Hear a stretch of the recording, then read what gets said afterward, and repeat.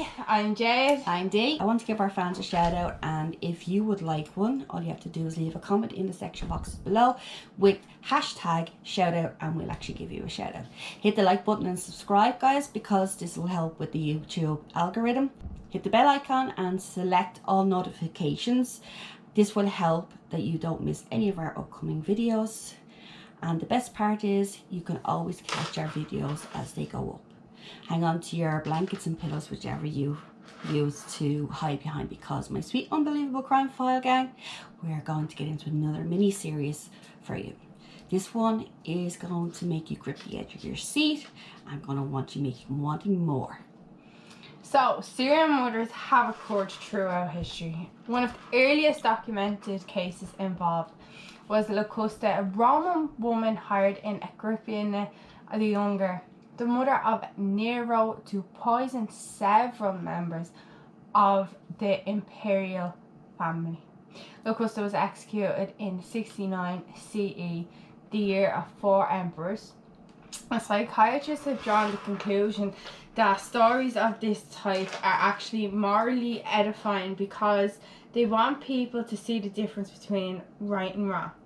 So, others arguing that the public's fascination with stories about serial murder, and they have dismayed some academics and writers who view it as an indicative of educational and moral decline of society. No, but just remember to take our disclaimer on board, and as always, a timestamp will be put in place for parts you may not wish to hear, but for this one, I don't think you're going to need them. As weird and bizarre as this case is, it is mild to most. So buckle up and let's get started.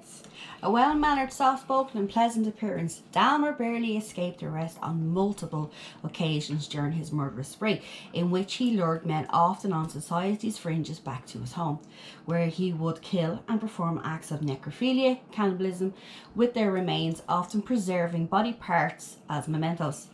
Notorious serial killer Jeffrey Dahmer shocked the world when he was arrested in 1991, as much for the heinous crimes he committed against his victims as for the fact that he killed 17 men and boys over the 13 years without capture. Dahmer's reign of terror ran from 1970s to his arrest in the early 1990s. His case is one of those that is so horrific, even the most bare bones descriptions of his murders, decapitation, cannibalism can cause nightmares. There's reasons why Dahmer's name always comes up in discussions with America's most criminals. Known also as the Milwaukee Monster and the Milwaukee Cannibal, Dahmer was a convicted serial killer and sex offender. But between 1978 and 1991, he was responsible for the murder and dismemberment of 17 boys. And his crime spree continued. It involved in necrophilia, cannibalism, and permanent preservation of body parts. And what makes Dahmer's case so deeply shocking isn't how he brutally dismembered his victims, but how he went about it.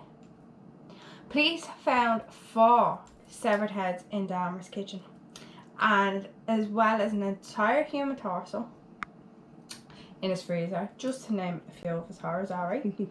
It's how often Dahmer was taken actually into police custody during his murder spree, but yet was allowed to get away. Like, he was arrested so many times during all this, and he was just let go, off you go. Like, I'm just some homicidal maniac out there killing people and going to gay bars and coming home, having sex with dead people, and but sure, yeah, I'm getting away free. Woohoo! Like, it is unreal the fact that he actually got away for 13 years and nobody copped on. I know. No matter how many times it was actually put in front.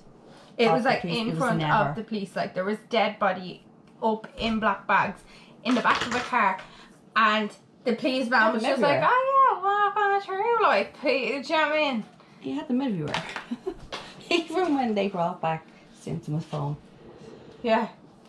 It's just, One of his victims, Conrad Symptom's phone, managed to escape Dahmer's torture. 3 officers escorted Symptom's phone back to Dahmer's apartment. As many of us know the case of Jeffrey Dahmer and its outcome, but how many of us actually know his story? There's actually a song made about his apartment. It's called 213. Can't understand a word of it. Who sings it? I don't know, some heavy metal band or something. All I could understand out of the whole song was 213. As we know, every story has an ending. Not always a happy one, but an ending, a middle and a beginning. And this is where we are going to take you back in time to the beginning of an incredible tale of terror. A real-life Hannibal Lecter, a sadistic murderer who said he had saved a human heart to eat later. What could turn a handsome former tennis player, the son of a middle-class parent, into a perverse serial killer whose unthinkable acts shocked not only the nation but the world? Let's deep dive into the world of Jeffrey Dahmer. But be warned, this true life tale is not for the faint-hearted. Alright, okay. Go on. So, this is Dahmer's victims in chronicle order. So, his first was the male jogger. That was in 1974. His second was Stephen Mark Hicks. He was 18. 24th of June 1978. Then we have Stephen Toomey. He was 26. September 1987. And we have Jamie Dox Tater. He was 14. October 1987. Then we have Richard Guerrero. He was 25. March 1988. And then we have Anthony Sears. He was 24. February 1989. And then we have Eddie Smith. He was 36. June 1990. And then we have Ricky Beeks. He was 27. That was July 1990. And then we have Ernest Miller. He was 22. September 1990. And then we have David Thomas. He was 23. September 1990. Then we have Curtis Strawher. He was 16. That was February 1991. Then we have Errol Lindsay. He was 19. April 1991. And then we have Tony Hughes. He was 31. 24th of May 1991. And then we have Conorak Simdisphone. He was 14. 27th of May 1991. And then we have Matt Turner. He was 23. 5th of June 1991. Then we have Jeremiah Weinberger. He was 23. 5th of July 1991. And we have Oliver Lacey. Who was 23. 12th of July 1991. And then we have Joseph Berthold. Who was 25. On the 19th of July 1991. And then we have Tracy Edwards. Age is unknown. At this moment it's unknown because we'll give you more in-depth details as we go through the victims again. Now it's the 22nd of July 1991. Now the thing to notice about these victims is these are just the known victims that actually have had ID found or have been identified. But as you'll see as we get through further down through the case, you'll see there might be, I think, 3 others who the police will actually have interviews with to do with Jeffrey Dahmer. So with that, we'll get into a bit of his background and we'll talk about the grandparents on his maternal side. So, Dahmer's birth mother, Joyce Flint. Her parents were Floyd Flint of Irish descent. Why the Irish always in everything? Well, depends on what way you're going to answer that one. We got around. We did, didn't we? And Lillian Rundberg, a Norwegian housewife. As Joyce described her, Floyd was an alcoholic and physically abusive to both his wife and children. Joyce recalled being battered by him at a wedding for dancing with boys. He hit her that hard, her head actually struck and broke a glass window. Like, that's how hard he threw her. Like, that struck her. Do you know what I mean? That's fairly hard, like. That's so. But he was constantly fondling her mother to the point where she would eventually stop whatever she was doing and make Joyce finish it whilst they had sex. Like, if she was in the middle of doing the dinner and he was messing with her, she'd actually make Joyce finish doing the dinner. Feeding the children, changing the baby, giving them a bath, cleaning the house. Joyce would have to continue while the mother went to the bedroom with the daddy. Anyway, Joyce complained about growing up with Irishmen who were sexist and violent. I think we'll have to somewhat disagree on that because not every Irishman is like that. And some people have gone so far as to suggest that Floyd Flint, who was known as Rocky, sexually abused his daughter. This is extremely iffy since he was so against her even associating with members of the opposite sex and warned her if they ever tried to even touch her. It should be noticed that we don't have evidence to sustain this claim properly. If anyone can provide evidence to prove or disprove, please leave a comment in the box below. Anyway, Floyd and Lillian eventually got divorced. Happy days for them. Long time coming. So with that, we have the grandparents on the paternal side. So Dahmer's father was born Lionel Dahmer. All I can think of was Lionel Richie when I say Lionel. Yeah, I think it's just a name. Yeah, it's just a name, like. But the surname Dahmer is actually of German origin. Now I'm thinking of the song Purple Rain, Purple Rain. And he doesn't even sing that. That's Prince. Dancing on the seal and... I know, but Purple Rain came into me brain. Oh, sure. Just living in our own la la land. But sure, the surname Dahmer is actually of German origin, and his parents, Herbert Walter Dahmer and Catherine Jemima Hughes, were school teachers. Now that sounds more Irish. Doesn't it? Yeah. Jemima. Jemima, get in here now if you don't know. And they were constantly like trying to help Lionel with schoolwork and encouraged him to pursue an education. He did actually express some resentment towards his mother for making him feel like intellectually inferior, but although he acknowledged that she was only trying to help, so he resented her but knew she was only trying to help him. But sure, you can't please all your kids all the time. no, at least I only have the one. But Herbert died in 1971 at the age of 67. But Catherine, of course, was still around even when her grandson Jeff was in prison, dying on Christmas Day 1992 at the age of 88. Okay. He really did love his grandma though. Yeah, he did. It's a shame. So we'll get into his parents. Jeffrey's father and mother are Lionel Dahmer and Joyce Flint. Lionel, who was a chemist, is now also an author. When Dahmer was a teenager, his parents divorced in 1978. Lionel mentioned that he thinks maybe his ex-wife being on prescription drugs while she was pregnant with Jeffrey could have affected his brain somehow. Lionel also blamed himself for not being around enough and given emotional support for Jeffrey. His father also maybe being a chemist, his line of work, and maybe this had to do with how Jeffrey acted. And he went on to quote, and this actual quote is actually in Lionel Dahmer's book, and he says, "As a scientist, I wonder if the potential for great evil resides deep in the blood that some of us may pass on to our children at birth." End quote. He stays in touch with his son when Jeffrey was incarcerated and made sure to visit him. His second wife, Jeffrey's stepmom, Sherry, she did the same. Jeffrey was never married and didn't have kids of his own. I'm so glad he didn't have kids of his own. Not being bad, but imagine 6 Jeffrey Dahmers running around. Bye-bye. Good luck. I'm gone. His mother Joyce really struggled after Jeffrey was convicted and went to jail. She ended up dying by suicide just a few months after Jeffrey was murdered in prison. Joyce left behind a note that read, "It's been a lonely life, especially today. Please cremate me. I love my sons, Jeffrey and David." Joyce called Jeffrey every Sunday while he was in jail. She also expressed in interviews that she's always loved her son.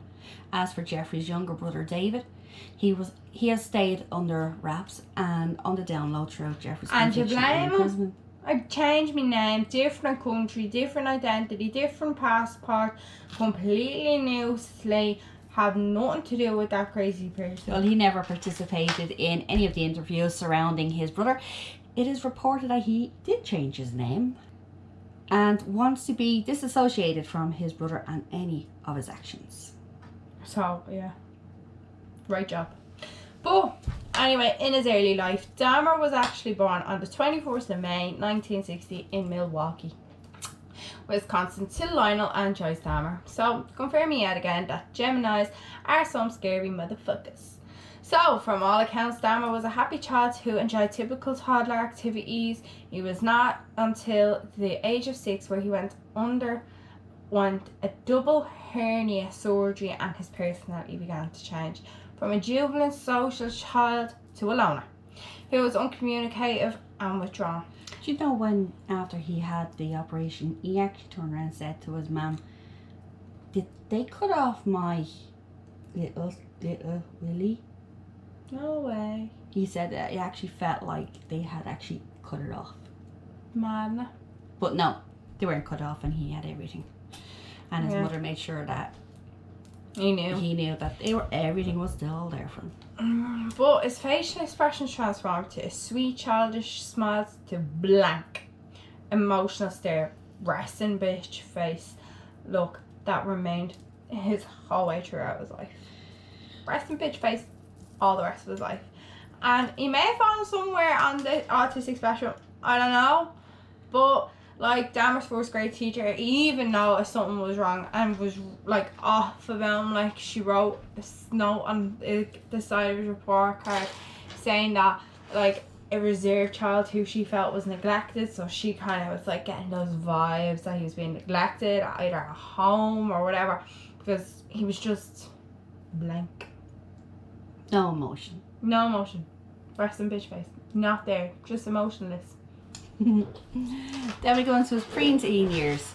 In 1966, the Dahmers moved to Bath, Ohio. Dahmer's insecurities grew after the move, and his shyness kept him from making many friends. At 8 years of age, during a chicken dinner with the family, Dahmer expressed a curiosity to his father of how to bleach bones. What's funny? When you said chicken, I just thought of Nando's. Well, I don't even like Nando's.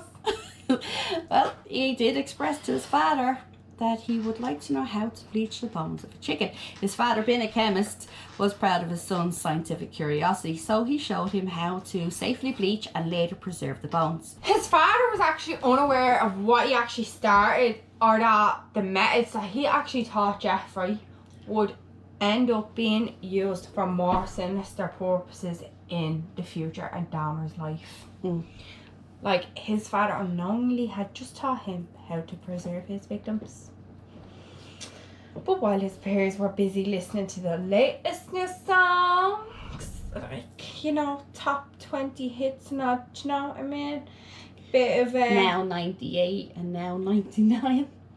I think it's 100 and something. yeah, bit of like, I'm blue, da ba dee da ba da.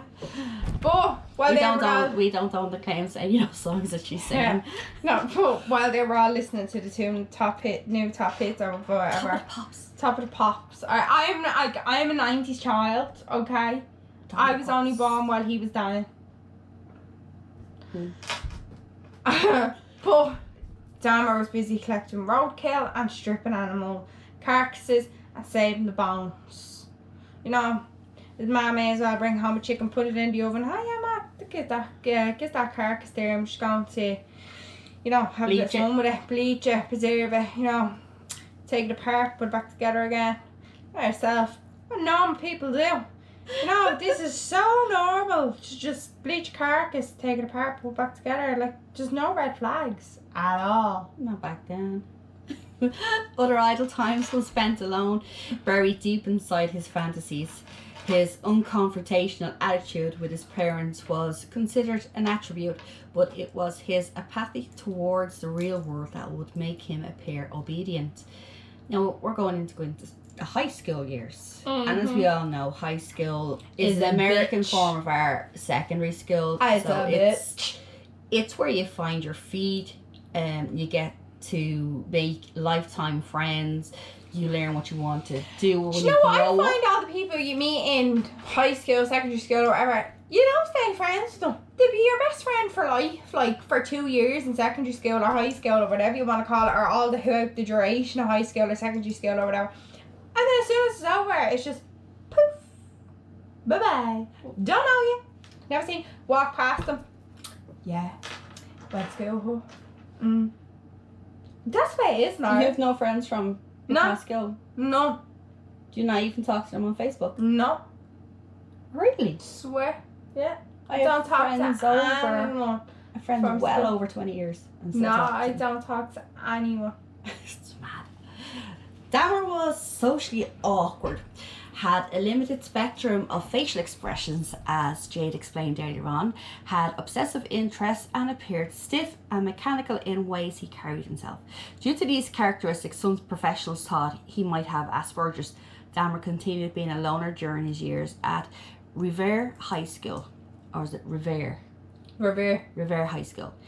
He had average grades, worked on the school newspaper, and developed a dangerous drinking problem. Was in high school. Yep, so his parents were struggling with issues of their own, and they divorced when Jeffrey was almost 18. So that alone kind of messes with your head a little bit in your moods, but as we said, he was a bit emotionless. And he remained living with his father, who travelled often and was busy nurturing a relationship with his new wife. So he's just divorced, now he's got a new wife, he's out travelling. Dan was kind of on his own, you know what I mean? But he was deemed as a class clown in high school by some classmates. So socially awkward, sure, but he gained the attention and appreciation of some of his classmates with an odd sense of humour. And this is what annoys me, okay? So, off stage of pranks and imitating epileptic seizures. One, bang out water, I'm a person that has epilepsy. You go do that. You do not know how hard it is for a person to live with epilepsy and to have those seizures. It is a very difficult disability to live with. When you lose control of your own body to those seizures, it is horrendous because you do not know what is happening. You blank out. You don't know if you're after, like, soiling yourself or not. Do you know what I mean? Like, it's not, and it's scary. It is scary. And it's scary for the people for that are some seeing people it to just take the mick out of it is just insulting altogether. Sorry, but it's just, I would have loved to hit him one. You know what I mean? If I was around back then or whatever. But if someone started to do that, like imitate and just take the piss out of an epilepsy person, and no, I'd slap them one. But he also imitated cerebral palsy to entertain himself and others. But this behaviour actually became known as doing the Dahmer. So during biology one day, Dahmer only helped the teacher to dissect a baby pig. Sure, yeah, miss, I'm going to help you dissect a baby pig. And after class, he went on to ask the teacher, can he bring the head home? Hey, miss, can I bring that baby pig's head home? Like, you know, just casual, just want to bring the pig's head home. No. Well, he did, and he removed the flesh and kept the skull. Now, why in God's name did the teacher allow him to do this? It's beyond me. But I guess that was something that happened back then. It shouldn't have happened at all. But I wonder if there's teachers out there. You're gonna let your student bring home pig's head? Would you allow your students today or a frog? bring home? We have frogs in Ireland. Bring home the skull or the carcass of an animal that you were dissecting with your class, or would that automatically send up red flags? Let us know in the comment box below, because we'd actually like to hear your thoughts on this. Well, if anyone asked me, could they bring up, like, if I had like a live chicken or something if I had a live chicken or something, or a pet bird or something, and someone said, can I bring that home with me? I'd be like, no, because what if you're going to eat or something now? Like, you want to dissect the bird or the chicken? Okay, more on a serious note, Dahmer never killed any animal himself. And you've just rolled a chair over your toe, haven't you? Yeah. On the top. Don't know. Yeah, he never killed any animals himself. Do that part again. On a much more serious note, Dahmer never killed any animals himself. Now that's weird when it comes to serial killers, because it's known in cases people who grow up to be multiple murderers, or in cases today a serial killer, have involved from sadistic children and cruelty to animals in childhood. And it's a very common characteristic shared among them. Side note, the word serial killer came into play when Robert Ressler, do you know him? Well, let me tell you this, right? He is one of two guys who helped set up the BSU, which is known as the Behavioral Science Unit, way back then in the 1970s. Well, it's the BAU today, which is the Behavioral Analyst Unit. And that's in the FBI, you know, the alphabet soup. Yeah, don't talk about that. Do you watch Criminal Minds? Well, if you do, you'll know exactly what I'm talking about. And if you don't, well then let me tell you, you really don't know what you're missing. That doctor guy. Well, anyway, he's the guy who came up with the word after hearing a conversation that was held between two officers. And they were talking about a program that he actually liked. And it was about adventures, as in serial adventures. So this got him to thinking. In the context of the word serial was being used in the place of the word multiple, as in multiple adventures, as we're getting into here. So why not multiple murder, as in serial murder, or multiple killing, as in serial killings? And so the word was born, and it was used today as serial killings. You go, Robert, you go. No? Okay. Dahmer was not aroused by the inflicting of pain on a live creature, but entirely by the cold, mechanical dissection of a dead one. Even sadism, though brutal and selfish, is an expression of life, and the sadist looks for response from a sentient being. It is the soul which quickens his interest and which he seeks to hurt. Dahmer was not excited by the soul or by the senses, but by the mechanics. He wanted to see how an animal worked. Well, there could be a little bit of good curiosity wanting to know, but like if you want to be a vet or something. I was just about to say that. But then if somebody wants to be a bone doctor or a pathologist, would they not be doing the same thing? Wanting to know how the mechanics of a human work? And then when you go to school, it's not classed as serial killing or crazy, but yet you actually go in and you perform on cadavers that are actually dedicated by themselves or through their family for science. And that's how we find out that way. But if you were to go and do it on a human or dig a grave, it's a big no-no. Weird. I'm so confused. But like he might have actually even taken it apart or whatever and like reconstructed it, and this obsession with the machine of life in preference to life itself is typical of the necrophile. So his roadkills included dogs, foxes, possums, and he once took home a large dog, something like a Saint Bernard like, and he left it in the woods and waited for the flesh to rot off it, and collected the bones and bleached them. And he had intended to put them back together but never got around to it. Wonder what you could have been doing with your time. Probably bleaching another set of bones. No, I actually think his dad at that stage had actually dismantled the hut that he was using to do the preservation of the bones in. And his dad said, right, enough is enough, like, and took the hut down on them. So maybe that's why he never got to reconstruct it. We'll never know. Nope. But the corpse of another dog would come, destined to become known all over America years later. So Dahmer again found another dog. This time he quotes, "I wanted to see what its inside looked like, so I cut it open." End quote. He later then struck the dog's skull on a pole as a ritualistic gesture. So nice shit. And barely understood and left it to the elements. Like, now if you don't love dogs or animals, or you don't think that's bad, you might want to put your fingers in your ears for the next part. I know I'm a pet person and this is just ugh. Just wish I could cover my eyes after reading it.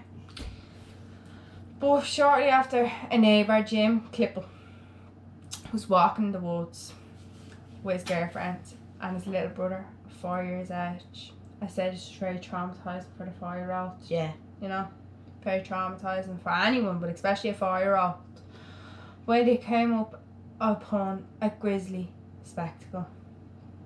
The dog's body was hanging from a broken branch of a pine tree.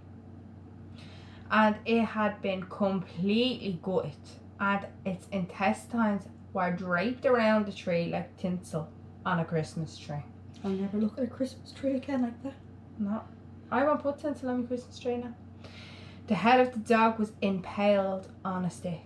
As we can imagine, this was a horrible sight, and there were shaken up, as you will be. I'm shaken up of just even like thinking about it. Never mind seeing it. But Klippel goes on to tell his friend Clark Seckhart, who went into the woods the next day and photographed the scene. Yep. Alright.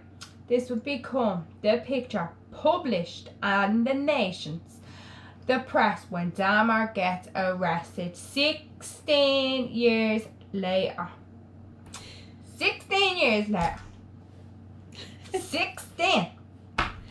It's reported that what Dahmer did was done primarily for shock value. And if you want to see that picture, sorry, we're not going to show it to you here as it's bad enough reading what we are reading. I ain't showing it. But if you want to see it, you Go can ahead. find it on the internet, but we're not going to put it up here. So, although he did this to other dogs, never once did he harm any other dog alive or his own dog, Frisky. He even goes on to tell a story of one day how Frisky and his neighbour's dog were chasing each other when a car came flying around the corner. Bam! Straight into the first dog. So the neighbour comes running out, and Dahmer, I don't know if it was innocence at that stage, but turns around and says, I'm just so glad that wasn't my dog back here. But he didn't want to do any dissecting of the neighbour's dog. I think that was nice of him. I think he had a bit of respect for them animals. Dogs? After he did to the last dog. No, his neighbour's dog and his own dog. Maybe because his neighbour's dog played with Frisky. Maybe. On another occasion, Dahmer found a wandering dog, so he brought him home, and he was a beautiful, when we say this, a beautiful red setter. See? Aren't these nice dogs? And he states he looked into that dog's eyes and he couldn't kill him. So he set him free. Be free, my friend, be free. Right, so that is the start of Dahmer's life. So we will end the first video here, and in the next upcoming video we will start with the killings and move our way then into other parts that are of great interest. So stay tuned. Bye. See ya.